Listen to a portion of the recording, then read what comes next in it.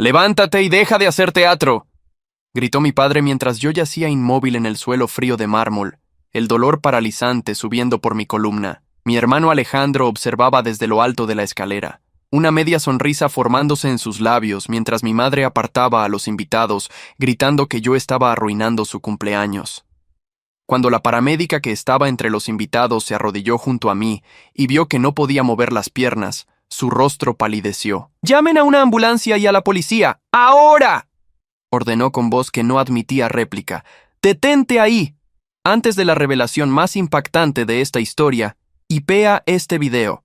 Es la función más nueva de YouTube que nos eleva en el ranking. Solo haz clic en me gusta y verás aparecer el botón hipear. ¿Hecho? Fantástico. Continuemos con el relato. La resonancia magnética revelaría después 3 vértebras fracturadas y daño en la médula espinal. Lo que mi familia no sabía es que las cámaras de seguridad habían captado todo. Alejandro empujándome deliberadamente por las escaleras mientras susurraba: «Los testamentos pueden cambiarse, hermanito, pero las tumbas son permanentes». El silencio sepulcral que cayó sobre la lujosa sala cuando los oficiales esposaron a Alejandro fue ensordecedor. Mi madre, aún con su vestido de gala de $15,000, intentaba convencer al policía que todo era un malentendido familiar. Mi padre, desesperado, sacó un fajo de billetes y lo deslizó hacia el oficial, sin percatarse que su soborno quedaba grabado en la cámara corporal. Su hijo podría haber quedado paralítico de por vida o muerto, y ustedes continuaron sirviendo champán, dijo la oficial con disgusto apenas contenido. Cuando el paramédico mostró en su tablet las imágenes preliminares de mi columna destrozada, mi tío Roberto vomitó sobre la alfombra persa de $50,000. Alejandro, mientras lo escoltaban fuera, me miró directamente y articuló en silencio: «Esto no ha terminado. Soy Manuel Olivera. Tenía 29 años cuando mi propia familia intentó matarme por dinero. Como hijo menor de la poderosa familia dueña de Hoteles Olivera, siempre fui el descartable, el reemplazo, la sombra de mi hermano Alejandro. Mientras él recibía autos de lujo en cada cumpleaños, yo recibía libros sobre administración hotelera con notas escritas por mi padre. Aprende a ser útil». La justicia parecía un concepto lejano, en una familia donde el dinero siempre había comprado silencio e impunidad. Pero la traición que sufrí esa noche del 15 de octubre desencadenaría una venganza meticulosa que transformaría nuestro imperio familiar de formas que ninguno podía prever. Lo que comenzó como un intento de asesinato terminaría con una familia destrozada y un imperio cambiando de manos. Todo empezó 3 semanas antes, cuando mi abuelo Gerardo, fundador de los Hoteles Olivera y verdadero cerebro detrás de nuestro imperio de 12 hoteles boutique valorados en más de $200 millones, me llamó a su despacho privado. A sus 78 años, seguía siendo el patriarca indiscutible cuya firma valía más que cualquier contrato legal. «Manuel, siéntate», dijo, señalando la silla frente a su imponente escritorio de caoba. «He estado observando el funcionamiento de nuestros hoteles durante los últimos 2 años. Su mirada penetrante me puso nervioso. ¿Sabes qué he descubierto?» «No, abuelo», respondí, esperando otra de sus habituales charlas sobre mi falta de iniciativa según mi padre. «He descubierto que mientras tu hermano y tu padre se dedican a pavonearse en eventos sociales y gastar fortunas en yates, tú has estado implementando silenciosamente cambios en nuestras operaciones que han aumentado la satisfacción del cliente en un 37%. Deslizó una carpeta hacia mí. «También sé que has estado trabajando bajo un seudónimo como consultor, porque tu padre se negó a darte un puesto oficial». Mi rostro debió mostrar sorpresa porque el abuelo sonrió. «¿Creías que no lo sabía? Miguel Ordóñez es bastante obvio, Manuel. Mismo apellido de tu madre antes de casarse». «Abuelo, yo...» «No expliques», me interrumpió. «Estoy orgulloso. Has demostrado pasión por el negocio sin buscar reconocimiento». Se levantó con dificultad. «He decidido modificar mi testamento. Hasta ahora, Alejandro iba a heredar el control mayoritario. Pero voy a cambiar eso. Tú y él recibirán partes iguales, 40% cada uno. Y lo más importante, tú tendrás voto de calidad en el consejo». Sentí que el aire abandonaba mis pulmones. «Pero papá y Alejandro se enterarán la próxima semana cuando firme los documentos. Hasta entonces, ni una palabra». Su expresión se endureció. «Y Manuel, ten cuidado. El dinero cambia a las personas, incluso a la familia». No sabía cuánta razón tenía. Esa noche, durante la cena familiar, el abuelo mencionó cambios importantes por venir en la estructura de la empresa. Mi padre Eduardo casi se atragantó con su vino. Mi madre Verónica, siempre calculadora, estrechó los ojos, pero fue la mirada de Alejandro la que me heló la sangre. Fría, evaluadora, como un depredador estudiando a su presa. Los días siguientes fueron cada vez más tensos. Encontré mi computadora portátil accidentalmente dañada por un derrame de café. Mi auto amaneció con los frenos misteriosamente fallando, aunque por suerte lo descubrí antes de conducirlo. Y Alejandro, normalmente distante conmigo, comenzó a aparecer en todas partes. Hermanito. Me abordó una noche en el estacionamiento subterráneo de nuestra oficina central, su voz resonando entre los autos de lujo. ¿Sabes qué le pasa a las personas que intentan cambiar el orden natural de las cosas? No sé de qué hablas, respondí, buscando discretamente las llaves en mi bolsillo. Se acercó tanto que podía oler su colonia de $300 mezclada con whisky. Claro que lo sabes. El abuelo siempre ha sido impresionable. Me pregunto qué mentiras le habrás contado. Ninguna mentira, Alejandro. Solo trabajo duro. Su risa resonó en el concreto. ¿Trabajo duro? ¿Tú? Por favor. Naciste para ser el segundón, Manuel. Acéptalo y quizás encuentre algún departamento pequeño para ti cuando todo esto sea mío. Intenté alejarme, pero su mano se cerró sobre mi hombro como una garra. Un consejo, hermanito. Los accidentes ocurren todo el tiempo, especialmente a quienes no saben cuál es su lugar. No lo tomé como una amenaza real hasta 3 días después, cuando mi abuelo sufrió una intoxicación alimentaria después de una comida privada con Alejandro. No fue grave, pero suficiente para retrasar la firma del Nuevo Testamento programada para esa semana. El cumpleaños de mi madre llegó antes de que el abuelo se recuperara completamente. Una celebración extravagante con más de 150 invitados, políticos, empresarios, celebridades locales, todos reunidos en nuestra mansión para halagar a la esposa del magnate hotelero en su 50º aniversario. Intenté mantenerme alejado del centro de atención. Mi tío Roberto, el único que siempre me había tratado con verdadero afecto, me encontró escondido en la biblioteca. «Estás pálido, sobrino», dijo, entregándome una copa de whisky. «¿Problemas? Alejandro sabe algo», confesé. «Sobre el testamento del abuelo», Roberto frunció el ceño. «¿Gerardo te lo contó?» «Siempre fuiste su favorito, aunque lo disimulara. Me preocupa lo que Alejandro pueda hacer». Mi tío miró hacia la puerta para asegurarse que estábamos solos. «No solo deberías preocuparte por él. Tu padre está hasta el cuello en deudas por apuestas. Si pierde el control de los hoteles». Dejó la frase incompleta, pero el mensaje era claro. Decidí que era mejor retirarme temprano. Necesitaba recoger algunos documentos de mi habitación antes de irme, pruebas de malversación que había descubierto revisando las cuentas. Era mi seguro, en caso de que las cosas se pusieran feas. En lo alto de la escalera principal, iluminada por un candelabro de cristal que costaba más que el salario anual de nuestros empleados, sentí una presencia detrás de mí. Huyendo de la fiesta, Manuel, la voz de Alejandro sonaba inusualmente serena. Cuando me giré, vi que tenía los ojos claros y la postura firme. No estaba ebrio como había esperado. Eso me asustó más. «Solo recojo algo y me voy», respondí, retrocediendo instintivamente. «¿Sabes? He estado investigando». Su sonrisa era gélida. «Descubrí tu pequeño juego como consultor. Bastante astuto, manipulando al abuelo mientras fingías ser el hijo humilde. No manipulé a nadie, solo hice mi trabajo». «Tu trabajo», repitió con desdén. «Tu trabajo era ser invisible, Manuel. Pero no pudiste conformarte con eso, ¿verdad?» Se acercó tanto que podía ver las venas pulsando en su sien. «Te escuché hablando con el abuelo. Control igualitario. Voto de calidad». Cada palabra salía como veneno. «¿Realmente crees que voy a permitir que me robes lo que me pertenece? No es robo si el abuelo decide». «El abuelo está senil», gritó, perdiendo momentáneamente la compostura. Luego, como si se diera cuenta que podían oírle, bajó la voz. «No voy a permitirlo, Manuel. Esta es tu última oportunidad. Convence al abuelo de mantener el testamento original o enfrentarás las consecuencias». «¿Me estás amenazando?» En medio de la fiesta de mamá, su sonrisa regresó, más fría que nunca. «No es una amenaza, hermanito. Es un hecho». Intenté pasar junto a él para ir a mi habitación, pero me bloqueó. «Muévete, Alejandro». «¿Sabes qué es lo gracioso de los testamentos?», dijo ignorando mi petición. «Solo funcionan si estás vivo para beneficiarte de ellos». Lo que ocurrió después está grabado en mi memoria con claridad traumática.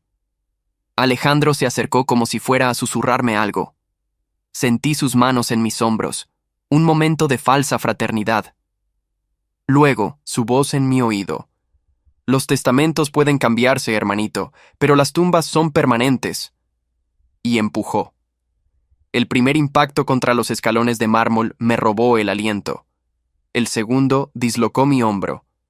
Para el tercero, ya estaba rodando sin control, mi cuerpo golpeando cada borde afilado. Escuché algo romperse dentro de mí antes de aterrizar en el suelo del vestíbulo principal, frente a decenas de invitados horrorizados. El dolor era indescriptible, como si alguien hubiera vertido metal fundido en mi columna. Intenté moverme, pero mis piernas no respondían. A través de la niebla de agonía, vi a Alejandro bajando casualmente las escaleras. «¡Dios mío!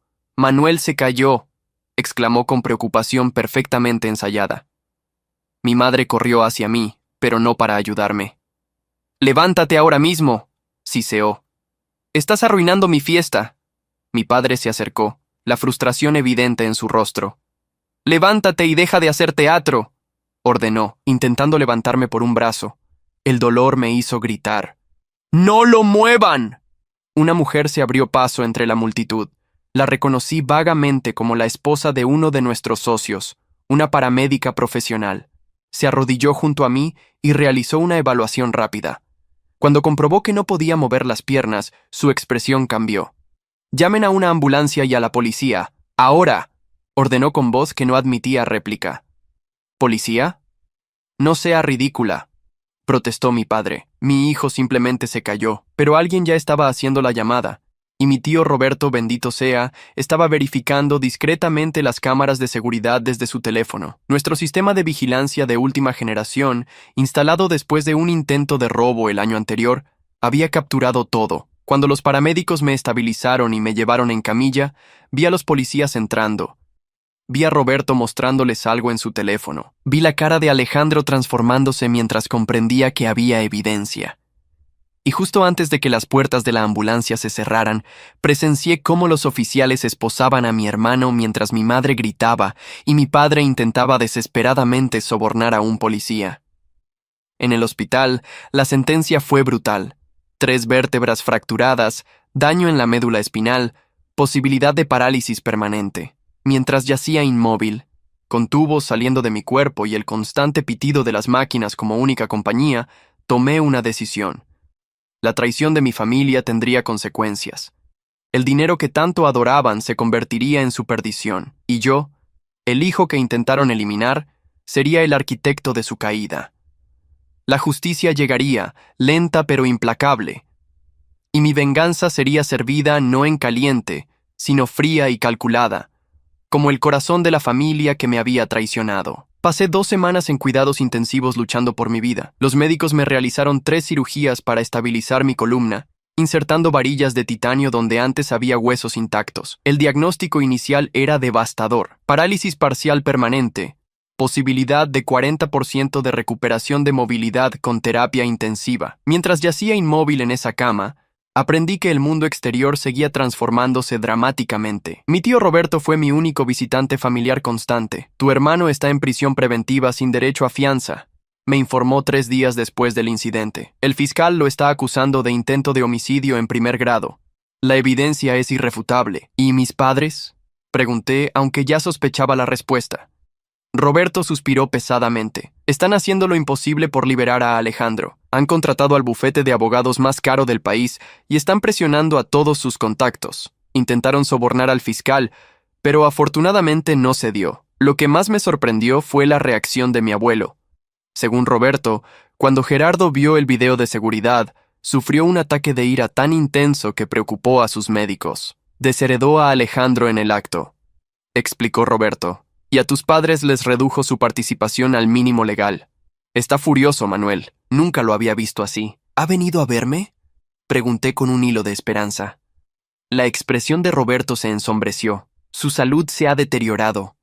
Los médicos sospechan que alguien ha estado manipulando su medicación durante meses. Las investigaciones apuntan hacia tu padre y Alejandro». Esta revelación fue como un segundo golpe. No solo habían intentado matarme, sino que también estaban envenenando lentamente al abuelo. La traición era más profunda y calculada de lo que había imaginado. Una semana después recibí otra visita inesperada. Elena Vega, la detective asignada a mi caso, una mujer de unos 40 años con ojos penetrantes que parecían ver a través de las mentiras. «Señor Olivera, hemos descubierto algo inquietante», dijo mostrándome su tableta. La caída por las escaleras no fue el primer intento contra su vida. Las imágenes mostraban los frenos cortados de mi auto, rastros de un compuesto tóxico en mi cafetera personal en la oficina, y lo más perturbador, un plan detallado en el computador personal de Alejandro, titulado Solución definitiva para M, con fechas y métodos potenciales. Su hermano es meticuloso, explicó la detective. Demasiado para su propio bien. Documentó todo, probablemente para alardear después de su éxito. ¿Mis padres están involucrados?, pregunté, aunque ya conocía la respuesta en mi corazón. No tenemos evidencia directa de que participaran en los intentos anteriores, respondió con cautela, pero las grabaciones después de su caída demuestran negligencia criminal y obstrucción de justicia. Están bajo investigación. Mientras la detective se marchaba, una enfermera entró con mi teléfono. «Tiene 47 llamadas perdidas de sus padres», comentó. «¿Quiere que se lo deje para que pueda responderles?» «No», respondí con una calma que me sorprendió. «No tengo nada que decirles. Todavía». Durante mi tercera semana en el hospital, mi abuelo logró visitarme finalmente. Entró en silla de ruedas, empujado por su enfermera personal y acompañado por su abogado. Parecía haber envejecido 10 años en un mes. Al verme, lágrimas silenciosas rodaron por sus mejillas arrugadas. «Mi muchacho», susurró, tomando mi mano con sus dedos temblorosos. «Mira lo que te han hecho. Tu propia sangre. Estoy vivo, abuelo», respondí, intentando sonar más fuerte de lo que me sentía. «Y te recuperarás», afirmó con repentina firmeza. «He contratado a los mejores especialistas del mundo. Irás a Suiza cuando estés estable. Hay una clínica allí que hace milagros con casos como el tuyo». Su abogado, el señor Domínguez, carraspeó discretamente. «Don Gerardo, debemos informarle a Manuel sobre los cambios». Mi abuelo asintió. «Manuel, he modificado mi testamento. No solo recibirás el 60% de las acciones, sino que he transferido el control operativo completo de los hoteles a un fideicomiso bajo tu nombre, efectivo inmediatamente». «Pero abuelo, ni siquiera puedo moverme», protesté. «El señor Domínguez y Roberto actuarán como tus representantes hasta tu recuperación», explicó. «Y hay algo más». Hizo una pausa, su mirada endureciéndose. «He presentado una demanda civil contra tu hermano y tus padres por $150 millones por daños y perjuicios. No se trata solo del dinero, Manuel. Es justicia. Después de que se marcharan, permanecí despierto toda la noche, contemplando lo que esto significaba. En apenas 3 semanas, había pasado de ser el hijo ignorado a controlar un imperio hotelero y tener a mi familia enfrentando ruina financiera y cargos criminales. Pero el precio había sido demasiado alto. Mi cuerpo destrozado, mi confianza aniquilada, mi familia revelada como monstruos capaces de matar por dinero. La mañana siguiente, rechacé todas las llamadas excepto una, la del detective bancario que había contratado secretamente semanas antes de mi accidente. Había encontrado evidencia de que mi padre y Alejandro habían desviado casi $30 millones de los hoteles a cuentas offshore en los últimos 2 años. «Con esto podemos presentar cargos adicionales», explicó. «Fraude corporativo, evasión fiscal, malversación. Hágalo», respondí sin vacilar. «Quiero que enfrenten cada consecuencia posible». Ese mismo día, mi madre logró infiltrarse en el hospital haciéndose pasar por voluntaria. Cuando la encontré junto a mi cama, su rostro maquillado a la perfección no lograba ocultar su desesperación. «Manuel, mi niño», comenzó con falsa dulzura. «Todo esto es un terrible malentendido». «¿Malentendido?», repetí, manteniendo mi voz neutra. «¿Te refieres al video donde Alejandro me empuja deliberadamente? ¿O a cuando tú y papá me negaron atención médica mientras yo podría estar muriendo?» «Estábamos en shock», se defendió. «Y ese video. Los ángulos pueden ser engañosos». «¿Qué quieres, mamá?». Su máscara se agrietó ligeramente. «Tu abuelo nos está destruyendo, Manuel. La demanda, el testamento, los cargos criminales. Tu padre podría ir a prisión. Necesitamos que hables con el abuelo, que digas que fue un accidente». La miré fijamente, buscando algún rastro de la madre que alguna vez creí que era. No encontré nada. ¿Te preocupa más el dinero y la reputación que el hecho de que casi muero? No seas dramático, respondió irritada. Los médicos dicen que caminarás de nuevo, eventualmente. Con bastón, para siempre, corregí. Si tengo suerte. Ella agitó la mano despectivamente. Hay cosas más importantes en juego. El legado familiar, los hoteles. Vete, la interrumpí, y no vuelvas a menos que sea para disculparte sinceramente por tu complicidad en el intento de asesinato de tu propio hijo. Su rostro se endureció. Siempre fuiste débil. Ahora veo por qué Alejandro tomó medidas drásticas. Cuando se marchó, presioné el botón de emergencia. Le dije a seguridad que no quería más visitas familiares excepto mi tío Roberto y mi abuelo, y luego llamé a mi nuevo abogado. Quiero proceder con todo, le dije. Cada cargo, cada demanda, cada consecuencia posible contra los tres. Los meses siguientes fueron un torbellino de rehabilitación física brutal y batallas legales aún más brutales. Mis padres y Alejandro contrataron un ejército de abogados y lanzaron una campaña mediática pintándome como un manipulador que había engañado al abuelo para obtener el control de la empresa familiar. Pero tenían dos problemas insuperables: el video de seguridad que mostraba claramente el intento de asesinato y la evidencia financiera que probaba el fraude masivo que habían estado cometiendo. Uno a uno, sus aliados empresariales y sociales comenzaron a distanciarse. 4 meses después del incidente, cuando finalmente pude sentarme en una silla de ruedas sin ayuda, recibí una llamada que lo cambió todo. Mi abuelo había fallecido pacíficamente durante la noche. La lectura del testamento fue un evento sombrío. Mis padres y Alejandro, quien había sido liberado bajo fianza después de que finalmente encontraran un juez manipulable, se sentaron al otro lado de la sala, lanzándome miradas venenosas. Roberto permaneció a mi lado, una presencia tranquilizadora. El testamento no solo confirmó mi control mayoritario de los hoteles, sino que incluía una cláusula explosiva.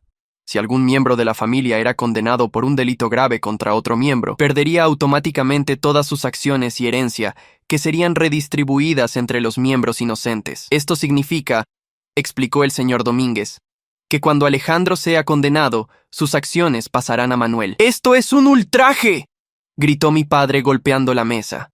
Gerardo no estaba en su sano juicio. Tenemos evaluaciones psicológicas que demuestran lo contrario, respondió Domínguez con calma, realizadas por 3 especialistas independientes. Mi madre se volvió hacia mí, su rostro contorsionado por la furia. ¿Esto es lo que querías? ¿Destruirnos? No, mamá, respondí con una calma que sorprendió a todos, incluido a mí mismo. Yo solo quería ser parte de la familia. Fueron ustedes quienes decidieron que valía más muerto que vivo. El juicio contra Alejandro comenzó 6 meses después de mi accidente. Para entonces, yo ya había comenzado a dar pasos con andador, un logro que los médicos consideraban casi milagroso. La terapia en Suiza había costado una fortuna, pero los resultados superaban todas las expectativas. La fiscalía presentó un caso demoledor. El video, las búsquedas en Internet sobre accidentes fatales en escaleras, los intentos previos documentados, los testigos de sus amenazas. La defensa intentó alegar que Alejandro sufría trastornos mentales temporales causados por estrés, pero los expertos desmontaron esa teoría rápidamente.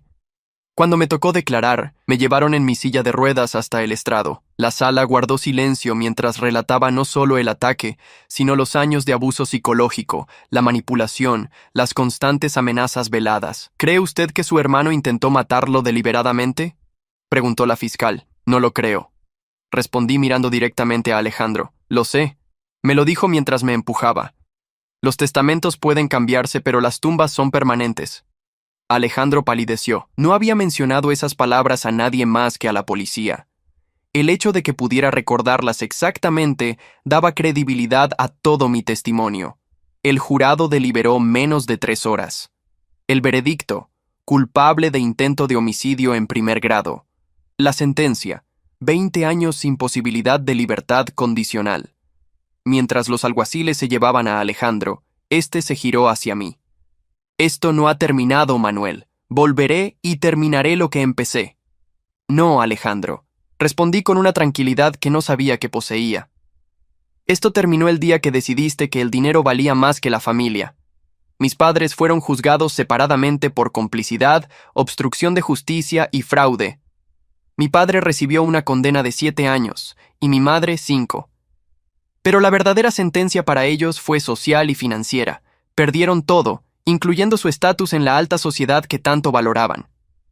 Un año después del accidente, organicé una conferencia de prensa para anunciar la reapertura del hotel insignia de nuestra cadena después de una renovación completa. Ante las cámaras, me levanté lentamente de mi silla de ruedas y, apoyándome en un bastón elegante, caminé hasta el podio. Los flashes de las cámaras capturaron lo que muchos llamaron después el resurgimiento del Fénix Olivera. Este hotel representa más que lujo, declaré ante la prensa. Representa resiliencia, renacimiento y justicia.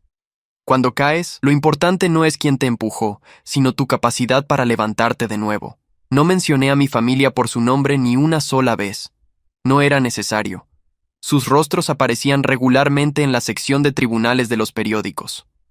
3 años después de aquel fatídico empujón, los hoteles Olivera se habían transformado bajo mi dirección. Implementé todas las ideas que había desarrollado en secreto durante años. Programas de sustentabilidad, beneficios para empleados, experiencias personalizadas para huéspedes.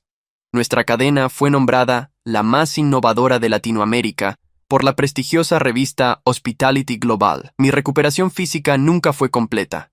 Camino con bastón y sufro dolores crónicos que ningún medicamento elimina por completo. Hay días en que apenas puedo levantarme de la cama. Pero cada paso que doy, cada decisión empresarial exitosa, cada nuevo hotel que inauguramos es un recordatorio. Intentaron destruirme, pero solo me hicieron más fuerte. Roberto sigue siendo mi mano derecha, ahora oficialmente como vicepresidente ejecutivo. Juntos, expandimos los hoteles a 7 países, duplicando su valor en el mercado. Hace 6 meses, recibí una carta desde la prisión federal donde mi madre cumple su condena. La abrí esperando más manipulación, más intentos de ganar mi simpatía. Manuel escribió: «Nunca pensé que terminaría aquí, viendo todo lo que valoraba desmoronarse. No pido tu perdón, no lo merezco. Solo quiero que sepas que finalmente entiendo lo que hicimos. El dinero nos convirtió en monstruos. Destruimos lo único que realmente importaba, nuestra familia. Vivo con ese conocimiento cada día y es una condena peor que cualquier prisión». No respondí. Las palabras llegaban demasiado tarde, motivadas por las consecuencias, no por verdadero arrepentimiento. Guardé la carta en el mismo cajón donde guardo los informes médicos que detallan mis lesiones permanentes, un recordatorio de que algunas heridas nunca sanan completamente. Alejandro sigue cumpliendo su condena, rechazando participar en programas de rehabilitación. Según los informes penitenciarios, mantiene en su celda un recorte de periódico con mi foto durante la reapertura del hotel, con mi rostro tachado con tinta roja. Su odio sigue siendo su única compañía. Mi padre sufrió un infarto menor en prisión el año pasado. Cuando me informaron, me sorprendí al descubrir que no sentía nada, ni satisfacción, ni preocupación, ni siquiera indiferencia. ¿Solo un vacío donde alguna vez existió una relación? A veces, durante las largas noches cuando el dolor de mi espalda me mantiene despierto, me pregunto cómo habría sido mi vida si mi familia hubiera sido simplemente eso, una familia. Si el dinero y el poder no hubieran corrompido sus corazones hasta el punto de ver a su propio hijo y hermano como un obstáculo que eliminar. No encontré respuestas, solo una certeza. La traición puede romperte o fortalecerte. El dinero puede comprarte casi todo, excepto lealtad verdadera. Y la justicia, aunque lenta, eventualmente llega para todos. Hoy dirijo uno de los grupos hoteleros más exitosos de Latinoamérica. Cuando camino por los pasillos de nuestros hoteles, apoyándome en mi bastón, los empleados me saludan con respeto genuino, no con el miedo que inspiraban mi padre y Alejandro. He creado una fundación que financia tratamientos para personas con lesiones de médula espinal como la mía, permitiendo que otros también puedan levantarse después de caer. La familia que intentó matarme por dinero perdió todo: su libertad, su riqueza, su reputación, su futuro. Yo perdí la capacidad de caminar normalmente, pero gané algo más valioso: la verdad sobre quién soy y de lo que soy capaz. A veces, cuando me miro en el espejo y veo las cicatrices que nunca desaparecerán, recuerdo las palabras que Alejandro susurró antes de empujarme. Los testamentos pueden cambiarse, hermanito, pero las tumbas son permanentes. Tenía razón en una cosa. Hay cosas permanentes en esta vida. Mis lesiones. Su condena. La justicia que finalmente prevaleció. El imperio que tanto codiciaban ahora está en mis manos, construido sobre nuevos cimientos de integridad y propósito. La fortuna que estuvieron dispuestos a matar por obtener se les escurrió entre los dedos como arena. Y yo, el hijo que intentaron eliminar, me convertí en el único heredero de todo lo que valoraban, el guardián del legado familiar que ellos traicionaron por avaricia. La venganza puede ser un plato que se sirve frío, pero la justicia es un banquete completo. 4 años después de aquel fatídico empujón, recibí una noticia inesperada. Alejandro había sido atacado en prisión, sufriendo lesiones graves que lo dejaron parcialmente paralizado. Una extraña simetría que ni siquiera yo hubiera planeado. Cuando me preguntaron si quería visitarlo en el hospital penitenciario, decliné. Algunas distancias no pueden ni deben cruzarse. En cambio, firmé la autorización para que recibiera el mejor tratamiento médico disponible dentro del sistema penitenciario, financiado por la fundación que creé. No por compasión, sino porque entiendo mejor que nadie lo que significa perder la movilidad. Y quizás, en algún nivel, porque quería que viviera muchos años más para contemplar todo lo que perdió por su avaricia. La última vez que supe de mis padres fue a través de su abogado. Habían vendido su historia a una productora de documentales, esperando obtener algo de dinero y quizás algo de simpatía pública. Les envié un mensaje simple. Adelante. La verdad está en los registros judiciales y en las cicatrices de mi espalda. El documental se estrenó 6 meses después. Para sorpresa de mis padres, no los retrató como víctimas de circunstancias, sino como ejemplos de hasta dónde puede llegar la codicia humana. La justicia tiene muchas formas, y a veces llega de maneras inesperadas. Hoy, cuando la gente me pregunta sobre mi familia, respondo con una verdad simple. Mi familia son las personas que me apoyaron cuando más lo necesitaba. Algunas comparten mi sangre, como mi tío Roberto, otras no.